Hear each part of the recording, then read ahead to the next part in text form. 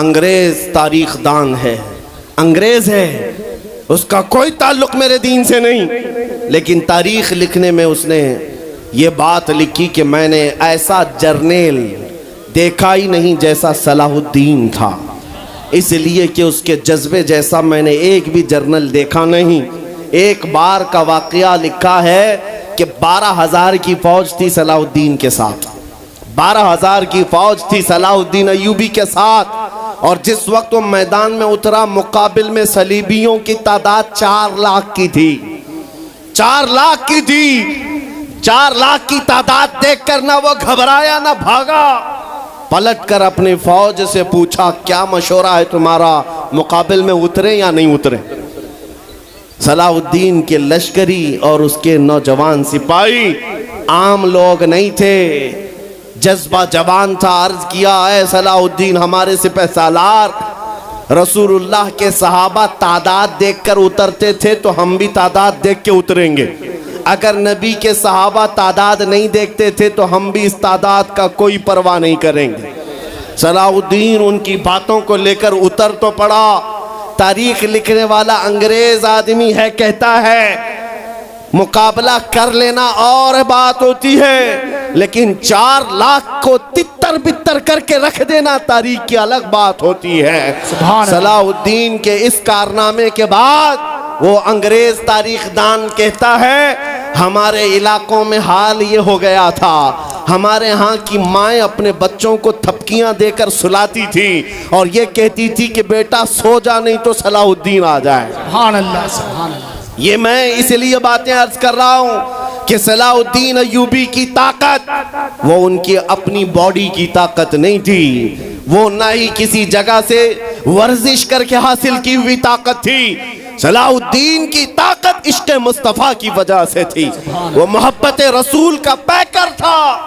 हमने तारीख में उन जवानों को देखा है जिन्होंने तारीख उलट करके रख दिया है, जिन्होंने जमीन में एक अलग परचम लहरा कर रख दिया है।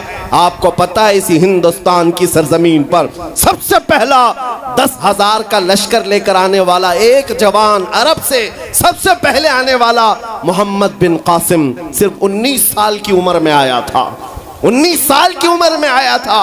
किस लिए आया था? माल लूटने नहीं आया था, यहाँ जगह कब्जा करने नहीं आया था। जैसे आज तारीख तोड़ मरोड़ करके बताई जा रही है, जितने बादशाह आए सब आक्रमण किए, सारे लोग यहाँ लूटपाट करने आए थे, ये तारीख तोड़ मरोड़ कर बयान की जाती है। मेरे अजीजों इस पर फिर कभी गुफ्तगू करेंगे, लेकिन मोहम्मद बिन कासिम क्यों आया था?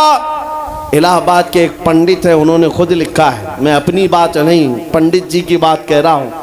उस वक्त हालात ऐसे हो गए थे कि चंद औरतें, मुसलमान औरतें जो श्रीलंका की सरजमीन से हज के लिए जा रही थी, उस वक्त राजा दाबिर सिंह उसके कुछ गुंडों ने इन औरतों को पकड़ लिया, उनकी इज्जत लूटी, उनका माल लूटा, उनको कैदी बनाया। उन औरतों ने उस वक्त पुकार कर कहा था कि कोई है जो हमारी इज्जत बचाएगा। कोई तिजारत करने वाला बाहर से आया हुआ ताजिर बात सुन करके अरब गया। अरब में जाकर गवर्नर जो था उसके सामने वाकया बयान कर रहा था। 19 साल का जवान मोहम्मद बिन कासिम वहाँ से गुजर रहा था। उसने इतना वाकया सुना कि हिंद की सरजमीन पर कुछ हमारी बहनों की इज्जत लूटी जा रही है। वहीं खड़े होकर उसने कहा लब्बैक या उख्ती, ऐ मेरी बहन मैं तेरी इज्जत की हिफाजत के लिए आ रहा हूँ। वहाँ से पुकारा अपने चचा जो गवर्नर था उस वक्त, उससे 10,000 का लश्कर लेकर के सबसे पहले यहाँ आने वाला मोहम्मद बिन कासिम किस लिए आया था? माल लूटने के लिए नहीं, औरतों की इज्जत बचाने के लिए आया था। हिंदुस्तान की सरजमीन पर कदम रखा और उसके बाद सामने मुकाबिल में फौरन जंग के लिए नहीं आया। कहा कि जिन औरतों को कैदी बनाया वो छोड़ दो, जो हज के लिए जा रही थी उन्हें आजाद कर दो, और दूसरी बात जिन्होंने गुंडागर्दी की है उन्हें पकड़ो और जेल में डालो। राजा को घमंड था, उसने इनकार किया तो मोहम्मद बिन कासिम ने कहा चलो आओ मोहम्मद अरबी के शेरों से मुकाबला हो जाए। 3 दिन का मुकाबला हुआ था, न राजा बचा न बाजा बचा, सारे हजारे इधर से उधर हो गए और मोहम्मद बिन कासिम का परचम लहराया। मेरे अजीजों, औरतों की इज्जत का मुहाफिज 19 साल का जवान था, जिसने आते ही औरतों की इज्जत भी बचाई और मेरे दीन का परचम भी लहराया। मैं आज पूछता हूँ हमारी उम्रें कितनी हो गई? कई जवान 25 साल 30 साल क्रॉस कर चुके। आज बहुत सारी औरतों की इज्जतें जब लूटी जाती हैं, तुम तो मोबाइल में देख देख करके शेयर कर देते हो, वीडियो इधर से उधर फैला देते हो और उसके बाद समझते हो हम बहुत बड़ा काम कर रहे हैं। हर कोई यही कहता है सबको शेयर करो, सबको शेयर करो। काय के लिए शेयर करो? मेरे अजीजों, ये कौन सी जंग लड़ रहे हो? व्हाट्सएप मोबाइल की जंग लड़ रहे हो? तुम्हारे अंदर अगर गैरत बाकी है तो मेरे अजीजों, किसी की इज्जत लुटते हुए देखकर तुम तमाशा नहीं कर सकते। ईमान बेदार करो, ईमान बेदार करो। ये आज हालात क्यों आए? इमाम गजाली की एक बात मैं सुनाता हूँ। बहुत सालों पहले उस इमाम ने कहा था, 1000 साल पहले तकरीबन, उस इमाम ने कहा था जब इस उम्मत के सामने उनके रसूल की तौहीन हो रही हो और उम्मत खामोश बैठी रहे तो चंद दिन इंतजार करें, इनकी माँ और बहनों को बाजार में लाकर नीलाम किया जाएगा, इनकी माँ और बहनों की इज्जत लूटी जाएगी और ये कुछ ना कर सकेंगे, इनके बच्चों को मारा जाएगा और ये कुछ ना कर सकेंगे। मैं आज महसूस कर रहा हूँ हुजूर की गुस्ताखी पर और तौहीन पर खामोश रहने का नतीजा ये है कि अब हमारे घर भी सलामत नहीं रहेंगे। लोग आज चीख रहे हैं, मस्जिदें वीरान हो गई, मस्जिदें टूट रही हैं, खानकाहें टूट रही हैं, न जाने कितने मज़ारात बिल्डोजर से ख़त्म किए जा रहे हैं। ये तमाम बातें अपनी जगह पर। मैं आपसे पूछता हूँ, जाने ईमान रसूलुल्लाह तरह चल तो नहीं सका, लेकिन खुद कैसे चलता था ये भी भूल गया और मैं उसको थोड़ा बदल करके अपनी कौम के लिए कहता हूँ, शेर चला कुत्ते की चाल और अपनी चाल भूल गया। अल्लाह ने तुम्हें मोहम्मद अरबी का शेर बनाकर पैदा किया। हकीकी बात है ये मेरे अजीजों, हकीकी बात है। एक जिनके यहाँ कीड़े बहुत ज़्यादा होते हैं वो मेरे साथ छेड़खानी कर रहे थे। 2 दिन कबल की बात है, मैंने किसी जगह तकरीर किया तो मुझे छेड़खानी कर रहे थे। हमारे दीन से कोई ताल्लुक़ नहीं। मैंने किसी छोटे दज्जाल के बारे में कहा तो उन्हें बड़ी लग गई थी। आज की तकरीर फिर वो सुन रहा होगा। साहब मैं कहता हूँ, मुझे उन्होंने मैसेज में कहा है, गोश्त खोर मौलाना, गोश्त खोर मौलाना, गोश्त खाते हैं और स्टेजों पर चिल्लाते हैं। मैंने जवाब में कहा, अल्लाह का बड़ा शुक्र है गोबर खोर तो नहीं है। अल्लाह का बड़ा शुक्र है हम गोबर को कोहे नूर कहने वाले तो नहीं है। अल्लाह ने दूध पीने वाली कौम में पैदा किया है, पेशाब पीने वाली में नहीं। नारे तकबीर, नारे रिसालत, नारे हैदरी। मेरे अजीजों, ये कोई बात लतीफे की नहीं है और ना ही छेड़खानी की बात है। मैं उनसे कहता हूँ, हमें छेड़ो मत, हम अपने नबी की बात करते हैं, हम अपने नबी की बात करते हैं और जहाँ फिर तुम छेड़ोगे तो फिर हम अपने तौर पर जवाब भी देते रहेंगे इंशाअल्लाह। इसलिए कि अपनी अपनी किस्मत की बात है। मुझे गोश्त खोर मौलाना कह रहे हो और ख़ुद की हालत मालूम नहीं है। अल्लाह करीम का शुक्र है कि हमने दुनिया में देखा है गोश्त खाने वाला भी शेर ही हुआ करता है और गोबर खाने वाला सूअर तो नहीं है। अल्लाह का बड़ा करोड़ा एहसान है।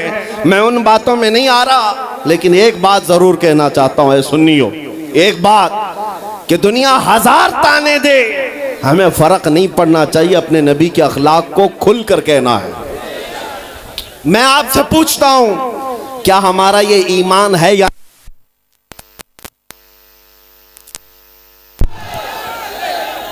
हेलो हेलो, हमारा ये ईमान है या नहीं कि मेरा खुदा सच्चा है, बेशक हमारा नबी सच्चा है, हमारा दीन सच्चा है, कुरान सच्चा है। जब तुम्हारा यकीन है कि मेरा खुदा सच्चा, मेरा दीन सच्चा, मेरा कुरान सच्चा, मेरा नबी सच्चा, तो फिर मेरे अजीजों सर झुकाकर नहीं, सर उठाकर जियो। बेशक सुभान अल्लाह। और तुम्हें हुजूर अकरम सल्लल्लाहु ताला अलैहि वसल्लम के अखलाक पर कभी शर्म नहीं आनी चाहिए।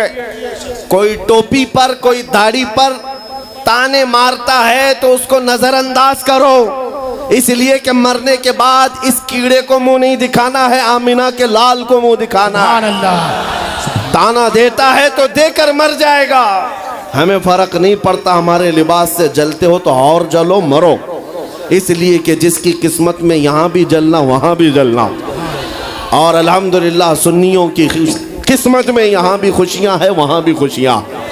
हम यहाँ पर हुजूर पाक का जिक्र कर रहे हैं और खुशहाल हैं, अल्हम्दुलिल्लाह खुशहाल हैं, इसलिए कि मुझे पता है हमारी हैसियत क्या है। खुशहाल हैं आप भी, हम हैं। ये छोटी मोटी शिकायतें तो सब करते हैं आप, कि बीमारी है, घर में खाना पानी नहीं है, धंधा नहीं चल रहा है, बिजनेस नहीं चल रहा है, सब लॉस में है, जॉब नहीं है, सब शिकायतें तुम्हारी है, हमें पता है। मेरे अजीजों, हम तो बार बार ये रोना रोते हैं, हम बड़ी कमज़ोर कौम हैं, हम बड़ी कमज़ोर कौम हैं, हम बड़ी कमज़ोर कौम हैं। लेकिन मीडिया के दज्जाली कुत्ते बार बार भौंक भौंक कर बताते हैं तुम कुछ हो, तुम कमज़ोर नहीं हो। 24 घंटे हम पर डिबेट होता है कि नहीं होता है? कुल मिलाकर हम पर ही डिबेट। अरे मियाँ, यहाँ तो इलेक्शन भी कैंपेनिंग के लिए हम हैं। हमारे मुद्दे को लेकर के ही सबको लड़ाना है, सबके दरमियान। मैं आपसे ये कहता हूँ, ये बातें यूं ही नहीं, वो बार बार तुम्हें भौंक कर बता रहे हैं तुम कुछ हो, लेकिन तुम कहते हो नहीं मैं कुछ नहीं हूँ, हम कमज़ोर हैं। वो कहते हैं नहीं कमज़ोर नहीं, तुम कुछ हो। एक तरफ तो कहते हैं कुछ नहीं है, सब बिखरे हुए लोग हैं, पंचर पुत्र भी कहते हैं, लेकिन फिर हम उनसे कहते हैं मियाँ पंचर पुत्र है तो 24 घंटे डिबेट हम पर क्यों करते हो? डर किस बात का है? किस बात का डर है? क्या दूसरी और कौमें नहीं हैं जिसको निशाना बनाओगे? अरे 70 कौमें मौजूद हैं, लेकिन हमें पता है तुम्हारी आंखों में अगर कोई चुभता है तो गुलाम मुस्तफ़ा ही है, इसलिए कि उन्हें भी तारीख पता है। ये अगर निकल पड़े हैं सहरा से बगैर चप्पल के, पैबंद लगे कपड़ों से, तो कैसर और किसरा को भी धूल चटा सकते हैं। वह दुनिया की सुपर पावर ताकतों को घुटने टेकने पर मजबूर करने वाली कौम वो उमर बिन खत्ताब के शागिर्द थे, सहाबाए कराम थे। दुनिया को तारीख पता है कि ये जिस दिन पढ़ने लग गए खालिद बिन वलीद को, जिस दिन ये पढ़ने लग गए सलाहुद्दीन अय्यूबी को, जिस दिन इनको कोई कहने लग गया कि तुम्हारा कोई शिहाबुद्दीन गौरी भी था, तुम्हारा कोई औरंगजेब भी था, तो फिर ये मुर्दा और मुरझाई हुई कौम दोबारा उठने लग गई तो अच्छे अच्छों की नींद हराम हो सकती है। इसीलिए कहा जाता है मुसलमानों के मोहल्ले में नशा बांटो, मुसलमानों को नशा करवाओ, नशा बेचने वाले यही, नशा करने वाले यही, इसलिए कि ये जब तक नशा में रहेंगे हम सुकून से रहेंगे, और जिस दिन ये उठ गए तो दूसरों के सुकून के लाले पड़ जाएंगे। इसलिए मेरे अजीजों, मैं तुम्हें बेदार करने के लिए आया हूं और दुनिया की नजरों में खटकता रहूंगा, लेकिन मेरे पास जितना भी वक्त मौजूद है मैं खामोश नहीं रहूंगा इंशाअल्लाहुल अज़ीज़। कल को भी अगर मेरी फांसी हो जाए मुझे इस बात की परवाह नहीं है, दुनिया से जाएंगे। हमारे एक के मर जाने के बाद उन कुत्तों से कहता हूं कि इसको ये मत समझ लेना कि इस्लाम खत्म हो जाएगा, मुझ जैसे 1000 कट भी जाएं तब भी हम नारा यही लगाएंगे, इस्लाम जिंदा होता है हर करबला के बाद। नारे तकबीर, नारे रिसालत, शहंशाह खिताबत, शेरे हिंदुस्तान सलमान मुफ्ती सलमान हजारी साहब किबला। सुभान अल्लाह, सुभान अल्लाह। मेरे अजीजों, बात आज ईमान की है। मैंने आज तक किसी तकरीर में किसी को असलहा उठाने की बात नहीं की, मैंने कभी किसी को बंदूक बारूद चाकू तलवार की बात नहीं की, और ना ही हमें जरूरत है। मेरे अजीजों, हम तो चाहते हैं कि तुम इश्क रसूल का जामा पहन लो, हुजूर की मोहब्बत का लिबास पहन लो। मेरे अजीजों, चाकू ब्लेड भी उठाने की जरूरत नहीं, तुम्हारे चलते फिरते देखकर कितने कीड़े फना हो जाए। हाँ, सिर्फ तुम्हारी चलत फिरत से कई कुत्ते नालियों में मर जाएं। सबको समझ में आती है बात। और जिन लोगों ने मुझसे पूछा था बार बार आप कुत्ते किसको कहते हैं, मैंने कहा कोई सुन्नी मुझसे पूछा ही नहीं, किसी ने मुझसे पूछा ही नहीं। ये सारी तकरीरें सुन रहे हैं, आपने पहले ही पूछा तो कहीं ऐसा तो नहीं कि जख्म पर जाकर बात लगी हो। खैर मेरे अजीजों, आपको मैं बारहा बेदार इस बात के लिए करना चाहता हूं, हुजूर के अगर गुलाम हैं तो पूरे गुलाम बनो, पूरे गुलाम। आज के दिन अगर एक नौजवान भी ये अहद कर लिया कि मैंने अपनी मर्जी से बहुत जिंदगी गुजारी है, अपनी लाइफ में बहुत इंजॉय किया है, लेकिन आज के दिन से ये तय करूंगा कि जीऊंगा तो मेरे नबी की मर्जी से जीऊंगा, जिसने भी तय कर लिया, मैं समझता हूं कि ये जलसा वसूल हो गया, हुजूर के कदमों में पहुंच गया। मैं बताओ ऐ नौजवानों, बचा क्या है हमारी जिंदगी में और क्या बाकी है? क्या चाहिए तुम्हें? पूरी दुनिया तुम नाक रगड़ रगड़ कर हासिल कर भी लिए तो एक दिन तो मौत आनी है, एक दिन तो दुनिया से जाना है। सारी दौलत छोड़ कर जाओगे, इस बात पर सबका यकीन है। तुमने खुद अपने हाथों से कितने मुर्दे दफनाए, तुमने कितने लोगों की कब्रों को खुद अपने हाथों से बंद किया।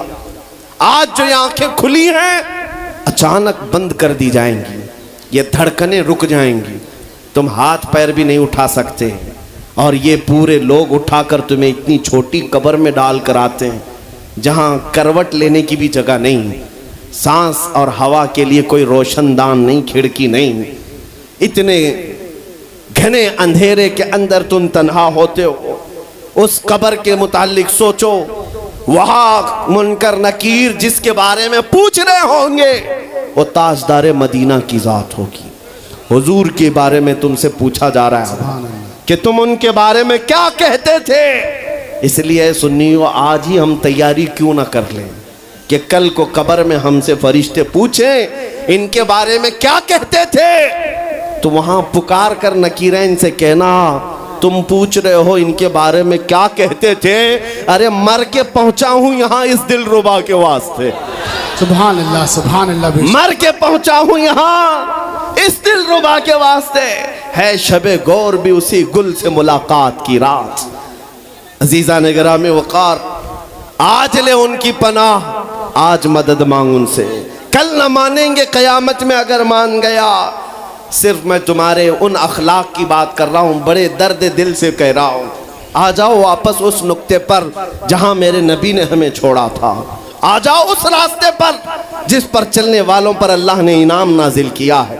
आपको पता है वो सहाबा कराम, ताबईन और औलिया कामिलीन का रास्ता था कि जिनके बारे में इकबाल ने कहा, दी अजाने कभी यूरोप के कलीसाओं में तो कभी अफ्रीका के तपते हुए सहराओं में, दश्त तो दश्त है दरिया भी न छोड़े हमने, बहरे जुल्मात में दौड़ा दिए घोड़े हमने, आ गया ऐन लड़ाई में गर वक्त नमाज, किबला रूहों के जमीन बोस हुई कौमे हिजाज। एक ही सब में खड़े हो गए महमूद अयाज, न कोई बंदा रहा न कोई बंदा नवाज। यह हमारी तारीख थी, यह हमारी तारीख थी। मोहम्मद अरबी सल्लल्लाहु तआला अलैहि वसल्लम के गुलामों की तारीख थी। वो जिस जगह जाते थे परचमे इस्लाम लहराते थे, जहां चल पड़े हवाओं का रुख मोड़ दिया, आंधियों को तोड़ दिया, समंदरों में रास्ता बना लिया, अरे दरिया दजला में घोड़े दौड़ा दिए।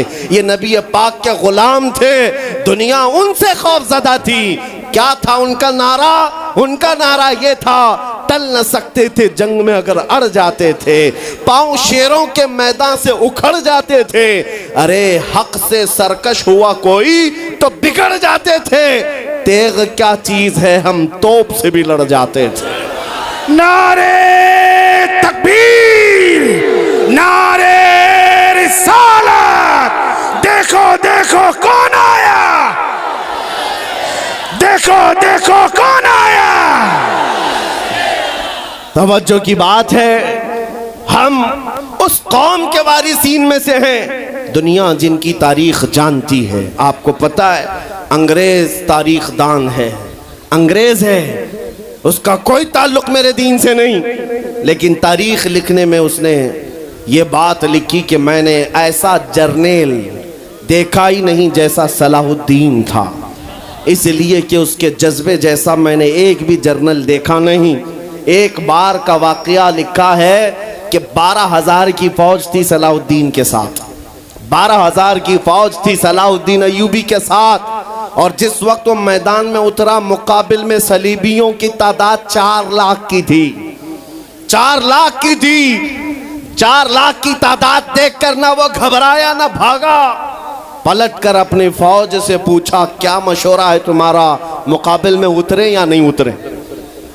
सलाउद्दीन के लश्करी और उसके नौजवान सिपाही आम लोग नहीं थे, जज्बा जवान था। अर्ज किया, है सलाउद्दीन हमारे सिपह सालार, रसूलुल्लाह के सहाबा तादाद देखकर उतरते थे तो हम भी तादाद देख के उतरेंगे।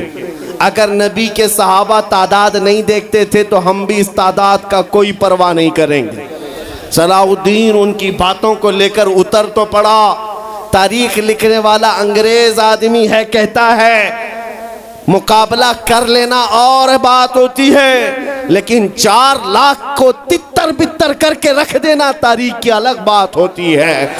सलाउद्दीन के इस कारनामे के बाद वो अंग्रेज तारीखदान कहता है, हमारे इलाकों में हाल ये हो गया था, हमारे यहाँ की माएँ अपने बच्चों को थपकियां देकर सुलाती थी और ये कहती थी कि बेटा सो जा नहीं तो सलाउद्दीन आ जाए। सुभान अल्लाह, सुभान अल्लाह। ये मैं इसलिए बातें अर्ज कर रहा हूं कि सलाउद्दीन अय्यूबी की ताकत वो उनकी अपनी बॉडी की ताकत नहीं थी, वो ना ही किसी जगह से वर्जिश करके हासिल की हुई ताकत थी। सलाउद्दीन की ताकत इश्क़ मुस्तफ़ा की वजह से थी, वो मोहब्बत रसूल का पैकर था।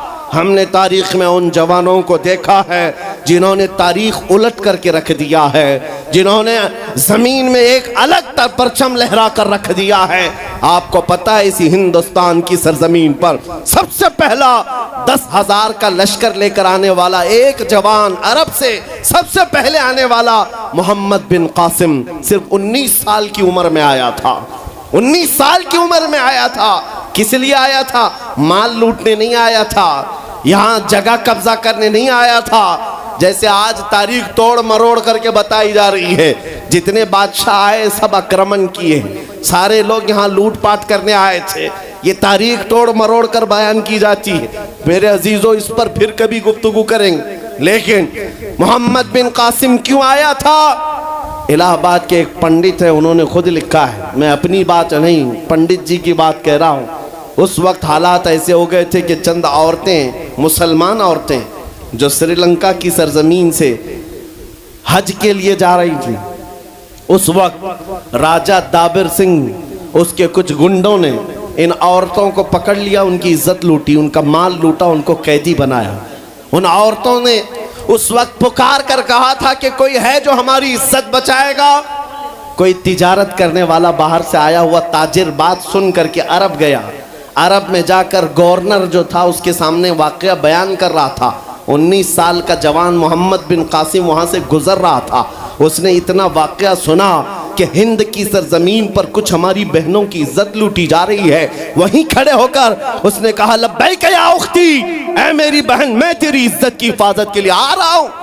वहाँ से पुकारा अपने चचा जो गवर्नर था उस वक्त, उससे 10,000 का लश्कर लेकर के सबसे पहले यहाँ आने वाला मोहम्मद बिन कासिम किस लिए आया था? माल लूटने के लिए नहीं, औरतों की इज्जत बचाने के लिए आया था। हिंदुस्तान की सरजमीन पर कदम रखा और उसके बाद सामने मुकाबिल में फौरन जंग के लिए नहीं आया।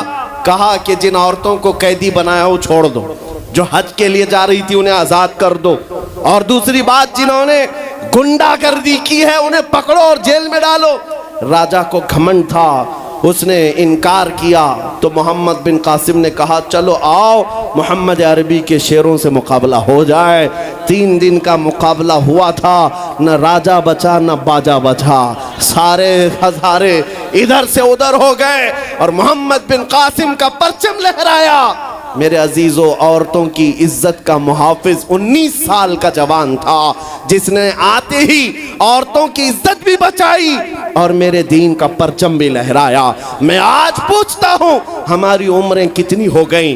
कई जवान 25 साल 30 साल क्रॉस कर चुके।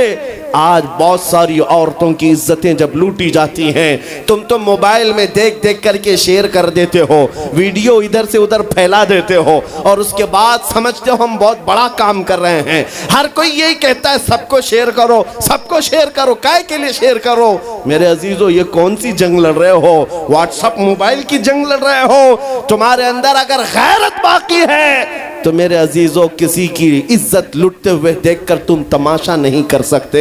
ईमान बेदार करो, ईमान बेदार करो। ये आज हालात क्यों आए? इमाम